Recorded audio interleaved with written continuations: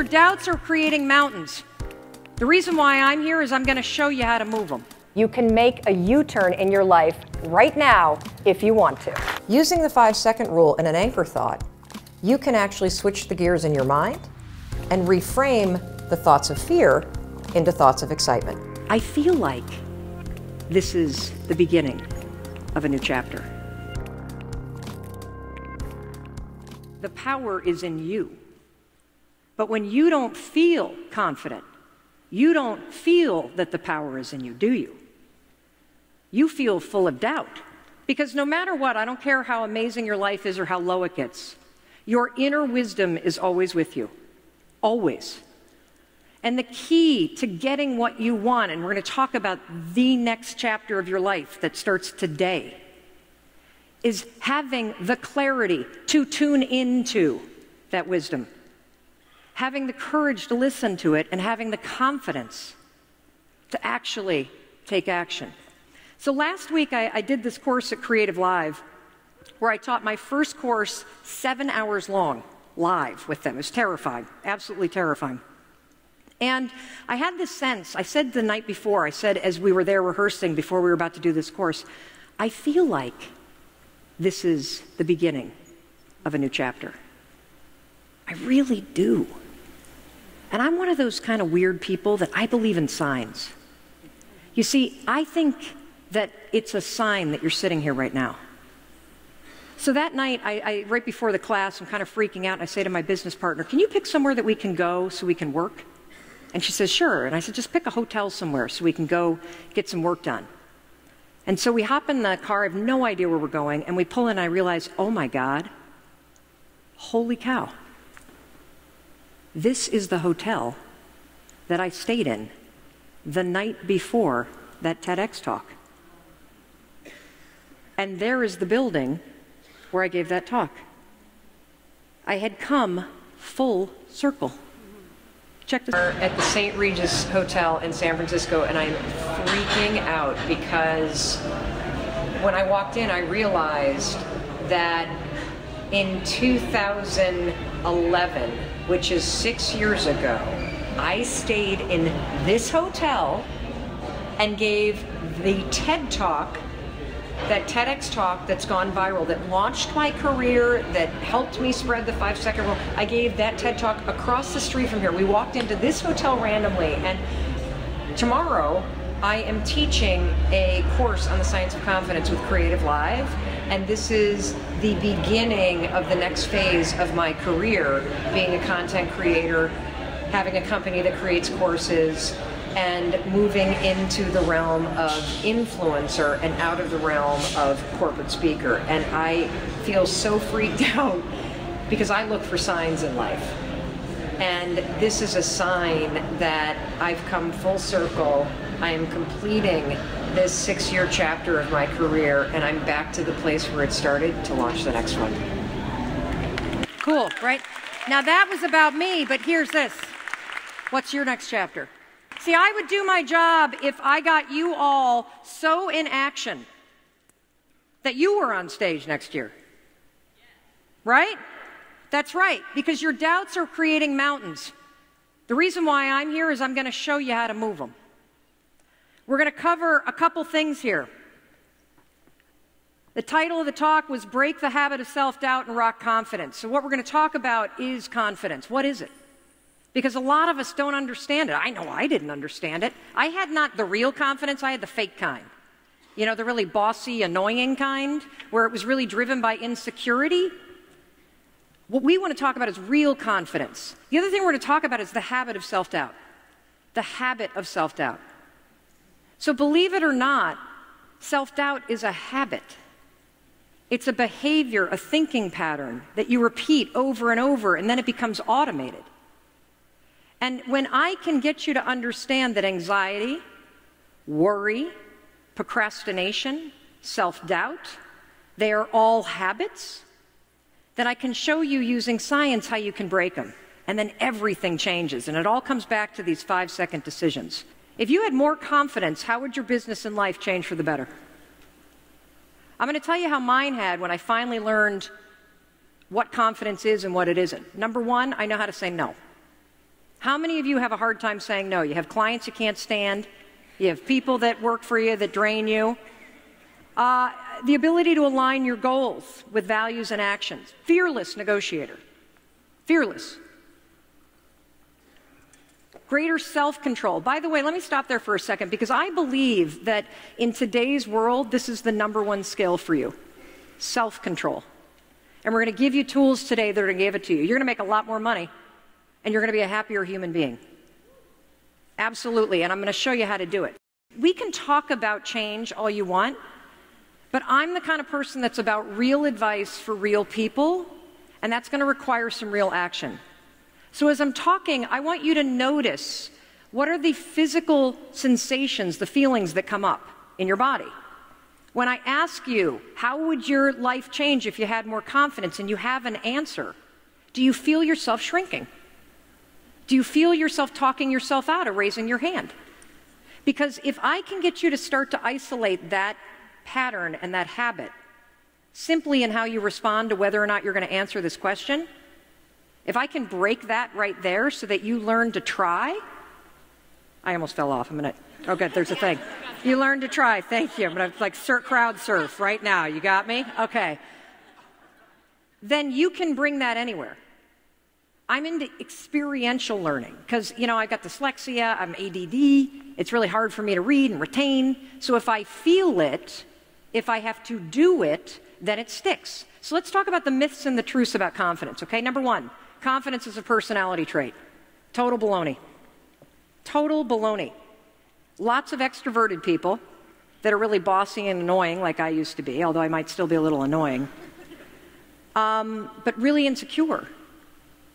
Really insecure. There's a lot of introverted folks that feel uncomfortable putting themselves out there, but they really believe in what they're saying. So confidence is not a personality trait. Confidence is fixed. That's not true. You could be the most confident person in the world, and the person that you love leaves you. That's going to rock confidence. You could be a really great business person and then make a really bad decision and blow it all. That's going to rock you. #3, the confidence starts with belief. This is where I go against so many other people. I actually believe that this is not true. I think that thinking positive thoughts will certainly make you feel better in the moment, but it's not going to create change that you want. That you can be a negative, frustrated, depressed, anxiety-ridden son of a gun, and you can still take action. And that taking action is key. You see, here's the truth about confidence. First of all, it's not a skill, it's a trait. And that's good news. I mean, excuse me, it's not a trait. Oh, it's a skill, it's not a trait. See, dyslexia on full display. I was not lying about that. Confidence is a skill, it's not a trait. Confidence is situational. So there are areas of your life where you are confident, and then there are areas of your life where you have a ton of doubt. And here's the most important one. Confidence begins with action. Now, this is not something that I made up, and in a second I'm going to show you the science. I want you to write this quote down. If you have a problem that can be solved with action, you don't have a problem. So a lot of us talk about the problems that we have, but they're actually not problems. We're stuck in one of the traps of self-doubt. And that's what we're going to be talking about in just a second. But first, I want to show you how you build confidence. And let's look at the research, because there's really, really strong research on this. If you want more information on this, just Google the confidence competency loop. The confidence competency loop. Let me show you what this is. So basically, if you try something, he's either going to succeed or he's going to survive. Now, what happens if you survive it? Like you really blow it, but you survive it. Well, you learn something. And then when you learn something, what are you doing? You're building skills. And when you're building skills at something, what are you gaining? Competency. All competency means is that by learning something over and over and over again, you have to do less thinking about it, so you don't have time to get anxious. Just like me in the bed. I had time to lay there, so I was thinking about all my problems. The more you do something, the more that you try, the more you build skill and competency, and that is where confidence comes. So I want you to walk out of here not only with the 5, 4, 3, 2, 1. Catch yourself when you feel yourself shrinking. Catch yourself when you feel yourself editing yourself or silencing yourself. I also want you to walk out of here with a brand new definition of confidence, which I'm going to give to you in a second. Because check this out. All of us are going to feel failure. Let me show you what happens when you are afraid of failing, when you're fearing it. First of all, you're going to start thinking, aren't you? Ooh, I don't know if I want to give a speech. I might be really bad at it. And then I don't know what I want to talk about. And I'm not really sure. Am I ready? Am I not ready? Should I wear the tennis shoes? Should I wear the heels? Should I not do this? Should I do this? And then, of course, as you think, you're going to start to doubt yourself. And this becomes this loop. This is what researchers call a habit loop. We're going to get more into this. This is a chunk of behavior that gets encoded in this part of your brain. You see, you're not a doubter. You have a habit of doing it. The same is true, by the way, when you feel nervous. You start overthinking. The same is true when you start feeling insecure. The same is true when you feel like a fake. The same is true when you start to get overwhelmed. The same is true when you start to fear rejection. All of those things, normal. It's normal to be afraid of being rejected. It sucks. It's normal to feel nervous. These feelings are normal. Acting nervous is a choice. There's only one way to break a habit loop. You have to insert a different behavior. Pretty neat, huh? See, we spend way too much time with the red arrows. I got to be fearless. I can't ever worry. It's terrible to feel like a fake. No, it's not. It's normal. In fact, you're going to. When you first relaunch your eco-adventure company, you're going to feel like a fake. That is normal. Acting like one is a choice. So the only way to break the habit of self-doubt and thinking is to take action. And what action are you going to take? 5, 4, 3, 2, 1. And that, if you do it over and over, puts a new habit in place. This is how you build confidence, one 5-second decision at a time. Let me show you a little bit more science. So right here is your brain. And the red part right there, that's the basal ganglia. That's where all your habit loops get encoded. Everything that you do that you don't think about. Worrying. Let me give you another example. When you put on your pants, do you put your right or your left leg in first? You're thinking about it, aren't you? You don't when you pull your jeans on. It's a pattern of behavior that is right here. Here's the other problem. This is also where worry is. This is where anxiety is. This is where depression is. This is where self-doubt is. It's all right here. This is where procrastination is. What happens when you go 5, 4, 3, 2, 1 is you activate the prefrontal cortex, which you know is the part of the brain that you need for strategic thinking, for acting with courage, for changing. So the truth is, in 5 seconds, you can change anything, and that changes everything. And I want you to understand that to feel more confident about the things that you want to do in your next chapter, it begins with being willing to try. So if confidence is the decision to try, because I also like the idea of you not thinking that the big topics like confidence are about how you feel. I want to make them action-based. Because you can't control how you feel at times, but you can always choose how you act. So if confidence is the decision to try, here's the definition of self-doubt. It's the decision not to. See, one of the things that I've come to realize is that when you talk about self-doubt, it's such a big term that you tend to think that it's just nothing that you can control. But what if you started to consider that self-doubt is actually a decision? It's going to give you a lot of power. Now remember, I told you that your doubts create mountains and your actions move them. So let me show you the 4 traps of self-doubt. This is really incredible stuff. So the 4 traps of self-doubt, because I just said confidence is about an action, self-doubt is a decision not to try, and there are 4 ways, 4 actions that we all engage in that are you deciding not to try. Here they are. Hesitating, hiding, hypercritical, and helplessness.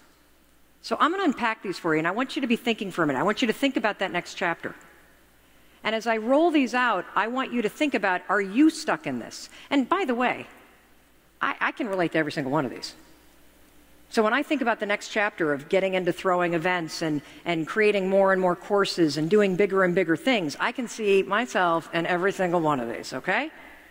So this is normal stuff, and when you start to break it apart, now you got the power to change it. So hesitation, what does this look like? First of all, it's triggered by uncertainty. So if you feel uncertain about the changes that you want to make, you're going to fall into this trap. You're going to start hesitating. You're going to find yourself waiting. You're going to start overthinking. You're going to want your work to be perfect. Who is struggling with hesitation right now? Okay, come on up here. Kelly Jo, hop up. Can you climb up there? Yeah, get up here. Let's go. Oh, we'll go this way. I'm not going to lie to you. I visualize this. You visualize. She visualized. We give her the round of applause, please. Is this the mic? Where's the mic? Oh, here's the mic. Round of applause, please. It's like, yes, thank you. Okay. Okay. You're going to pee your pants. This would be amazing. Because normally it's me doing that on stage. Hi. Okay, hi. So what is the next chapter that you want in your life? Like, what is it that you're working on?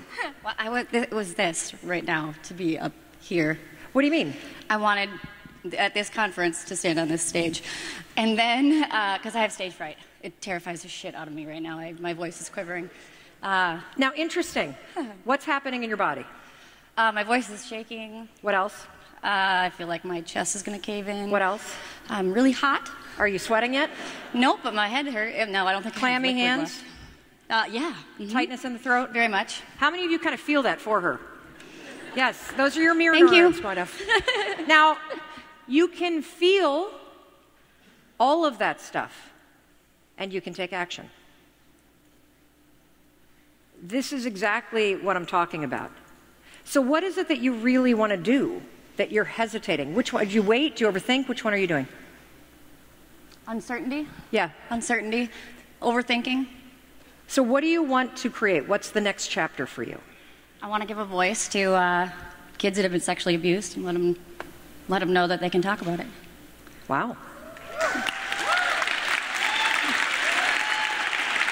Now, how are you hesitating? How are you stuck in this trap? What are the things that you're doing? Tell on yourself. Well, I didn't know that was going to be my answer until just now. But I honestly have no idea right now.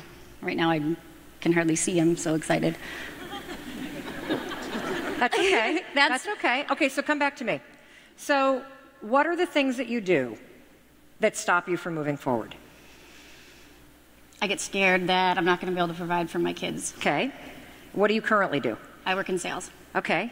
And so you basically tell yourself a story. You're overthinking that if I do this, then like it's one or the other. No, I mean, like I kick ass in sales. Great. I can do that wonderfully. Like, okay. It's just who I am.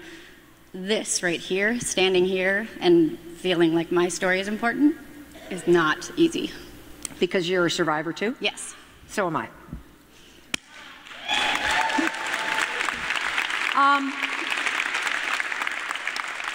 It starts with the willingness to try. Do you see this? That actually hearing what was in here and being brave enough, 5, 4, 3, 2, 1. It starts with that. Otherwise, you get trapped in hesitating.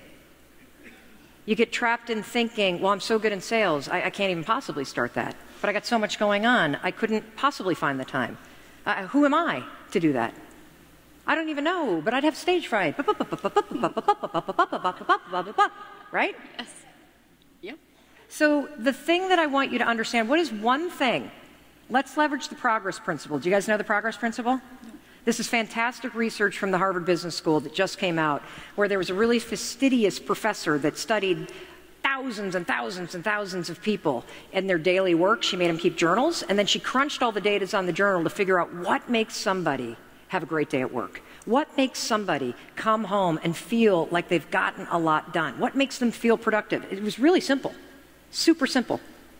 Did they make progress? on one thing that mattered to them today. That's it. So this is your one thing that matters to you. And so what I want you to do, leaving here, and for all of you that fall into this category, hesitating. I did this with the event thing, the event side of my business that I want to do. Been doing this for years. Overthinking this thing. Coming up with reasons. Overthinking. If this is you, I want you to leverage the progress principle. I want you every morning to write down one thing that that you can do. Just one thing today. Forward is forward. I don't care how small it is. And then 5, 4, 3, 2, 1, find 5 minutes to just inch that ball down the field. Because what happens is when you start to see yourself taking action on something that's important to you, like giving a voice to survivors of sexual abuse, whether it's just researching or taking a little online course or just buying a book or just having a conversation or just watching a video, if you do that every single day, what happens is you start to see yourself becoming the kind of person that's doing it. This is the secret to everything. Everything. I cannot stress this enough, and I cannot thank you enough for your bravery. Thank you. Of course. Oh, yeah, I better take this. Okay.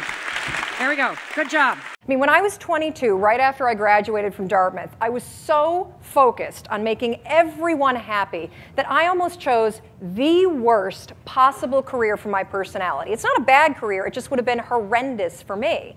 I was interested in the environment, so I decided, I'll go get a law degree, and then I'll go work in Washington. And I think maybe I'll work on environmental policy, and I'd probably end up in some cube farm.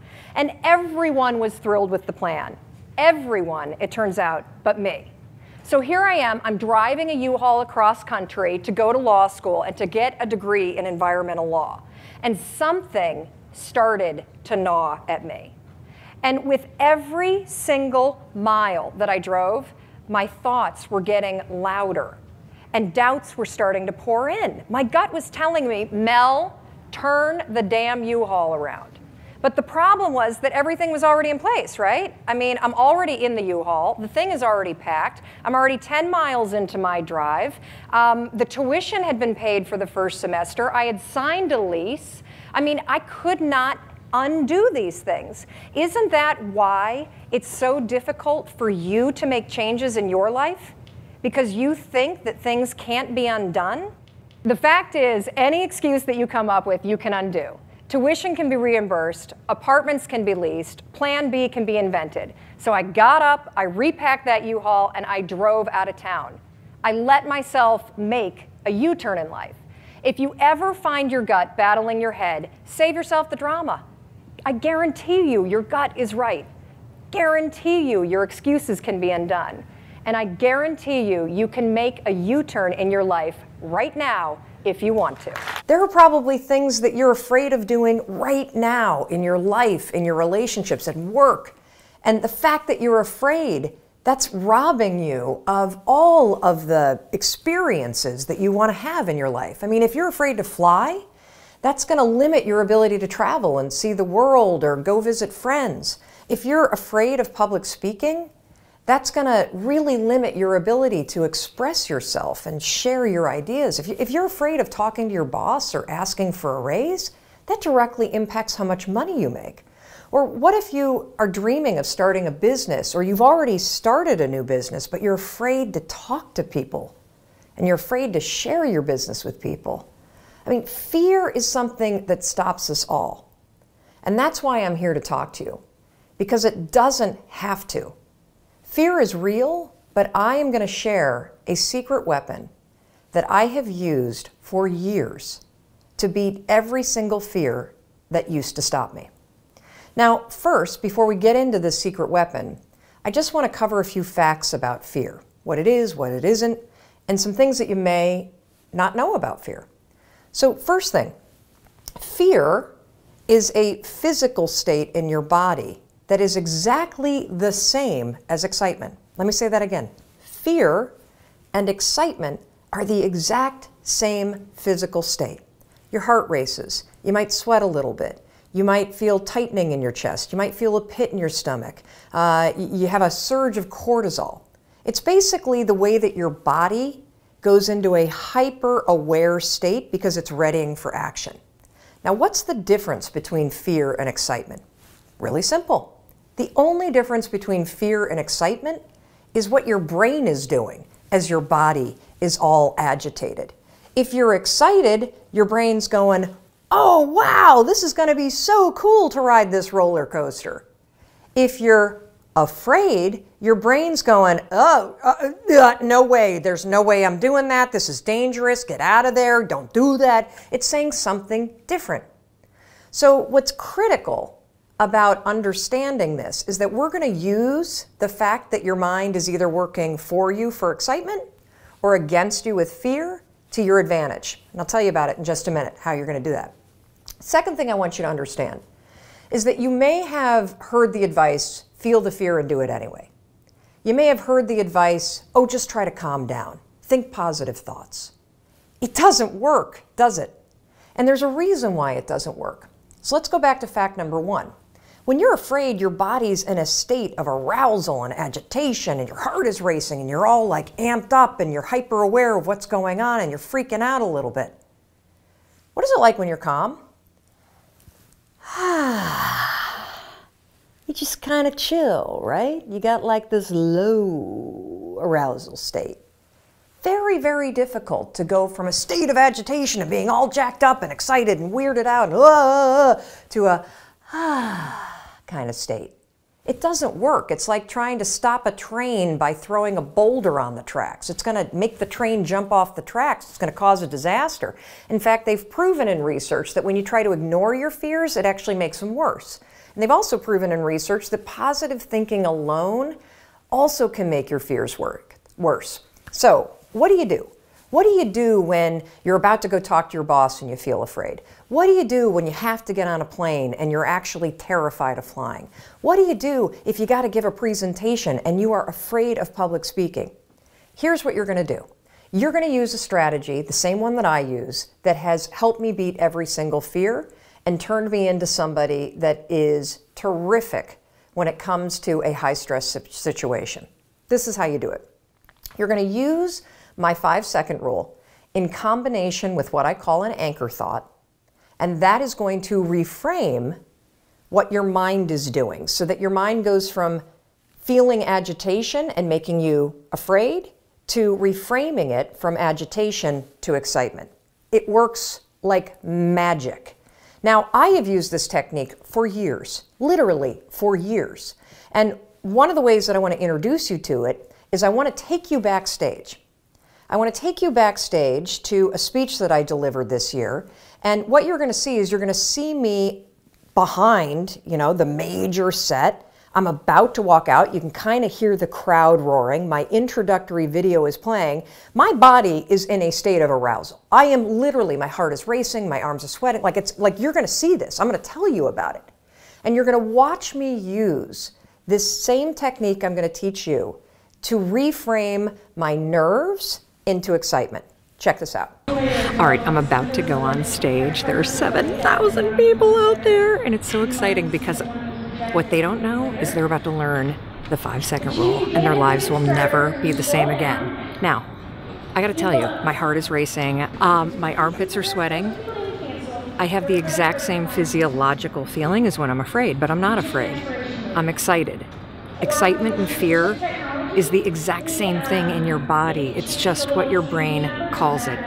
Here's a trick that's proven by science that I use every time I speak. When I start to sweat, when I start to have butterflies, when I start to have my heart race, I say, I'm excited. I'm excited to get out there. I'm excited to talk to these people. I'm excited to share the 5-second rule. And what that does is it sends a message to my brain that tells my brain why my body's all agitated and excited. And that way, I don't feel afraid. Remember, excitement and fear, exact same thing in your body. The only difference is what your brain calls it. Go get them. Now, I want to give you one more example, just to make sure that you really get how you can use this. So a lot of you have written to me about your fear of flying, and I can really relate to that fear because I used to have the exact same fear. But I use this same strategy to conquer it. Here's how you're going to do it. So first things first, if you've got to do something that really makes you nervous or that you're afraid to do, Before you're about to do it, come up with an anchor thought. What's an anchor thought? Well, an anchor thought is something that's going to anchor you so that you don't escalate any situation into a full-blown panic attack or into a situation where you screw things up. It's a way for you to anchor yourself so you maintain control over what you're thinking and how you behave. So here's an example with flying. It's important when you're creating an anchor thought to pick something that is in the proper context of what you're afraid to do. So for flying, pick an anchor thought that has to do with the trip that you're taking. So if I'm boarding a plane to fly back home to Michigan, an anchor thought might be a picture in my mind of my mom and I walking on the shores of Lake Michigan where I grew up. That's a thought that makes me happy, it makes me excited, and it's also related to the trip that I'm taking. If you have a conversation that you need to have with your boss, pick an anchor thought about how you feel after having that conversation. Maybe it's you picking up the phone and calling somebody that you love and saying, "Oh my gosh, it went so well."